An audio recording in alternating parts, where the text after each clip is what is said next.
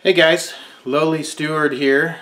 I just wanted to this is going to be kind of a dual purpose video. It's going to be a channel update for current subscribers because I know a lot of you have subscribed because of the motorcycle videos, and I just want to give you all a heads up, number one, and number two, I want to talk about something entirely different, out of the scope of motorcycles altogether. I want to talk about canning today.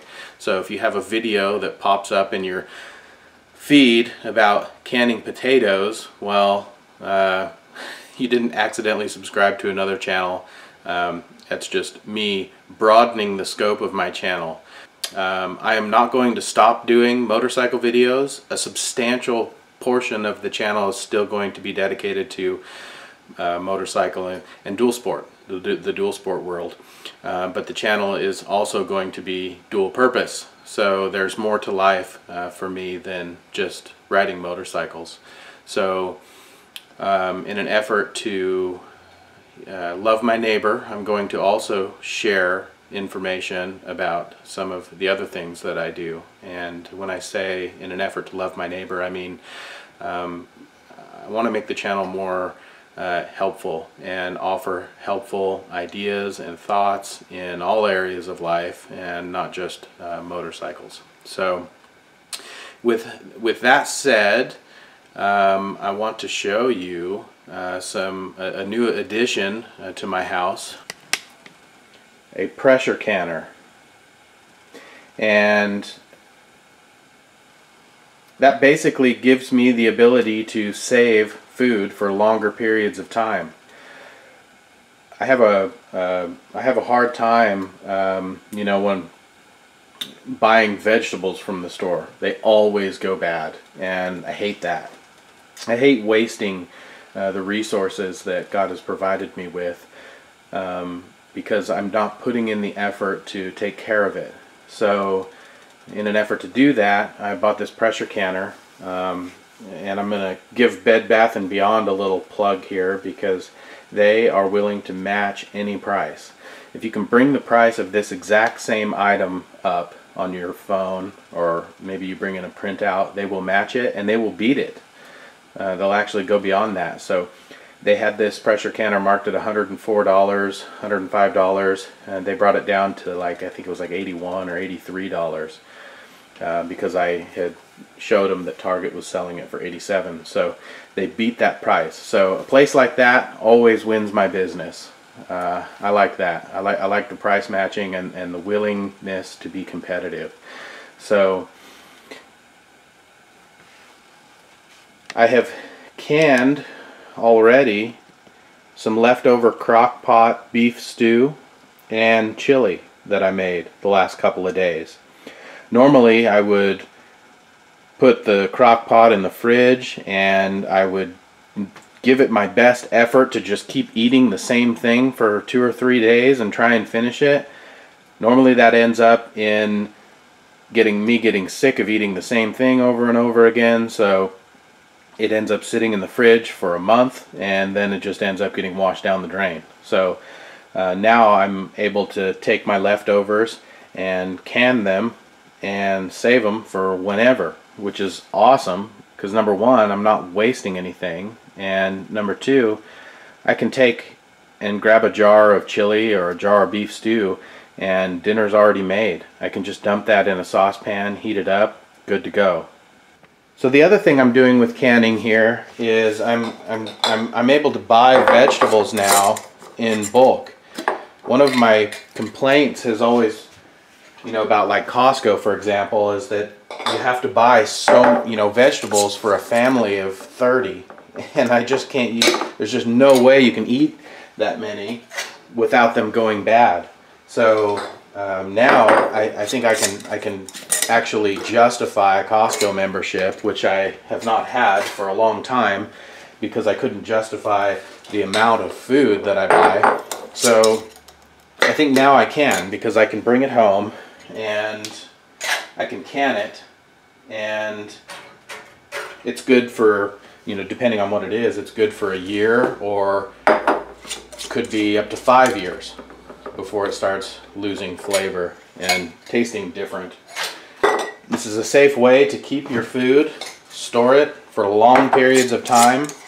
It's plausible now with this pressure cooker that I could store up to a year's worth of food very easily and have food that I actually like.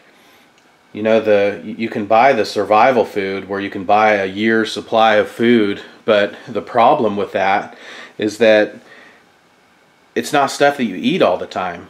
And I, for one, and I just want to be clear, I like being prepared, I enjoy being prepared, but I'm not a doomsday, end of the world, do this or you're gonna die type of person. I just you know, there are hard times come up, and it's nice to rest in the fact that you've got food and you don't have to worry about at least that one thing. And I can feed myself, I can feed my children, and I don't have to worry about that. And it's good food. We're not eating out of a bag, just adding water and eating out of a bag. We're actually eating food that we eat all the time anyway. And it's good, and it's healthy, it's good for you, and you know, it's nutritious. There's you know, the thing with the bagged, the survival food, when you buy that dehydrated Mylar bagged food, you don't know what they do to it, you don't know what kind of preservatives they put in it, you don't know anything about it. So and it's expensive too. That's another factor. Let's talk about cost. They're making money on not only the food, but they're also putting an effort into it to put it in Mylar bags, put oxygen absorbers in it, seal it, make it safe for long-term use and in storage. And it's expensive. They charge for that. You're not just paying for the food, you're paying for the process that goes into getting that ready. And if I do this process myself by paying $83 for a pressure canner and buying some jars, which by the way you can also get at garage sales or wherever, it doesn't matter, you can sanitize glass very easily. As long as it's not cracked, it's good. You can buy lids for these, not a problem. And by doing some of that work myself, and there is some reward that comes out of this effort. It feels good to put all this together and put the effort into saving something, and not only are you getting a reward of having food that you like for a long-term basis, but you're also reaping the reward of the savings that you're getting by doing this yourself. One of the factors for me is I don't like having to go to the grocery store, once a week or once every 2 weeks. That is being very dependent on the grocery store. I don't mind going to the grocery store, once a week or once every couple of weeks for staples like milk or things that you just don't have any choice. They're going to go bad. And I don't mind going for those things, but I hate being in that cycle. It's almost like living check to check. You're living grocery store to grocery store trip. And I don't like the idea of if something were to happen and I got injured and I wasn't able to work and I didn't have income for a matter of a month or something like that.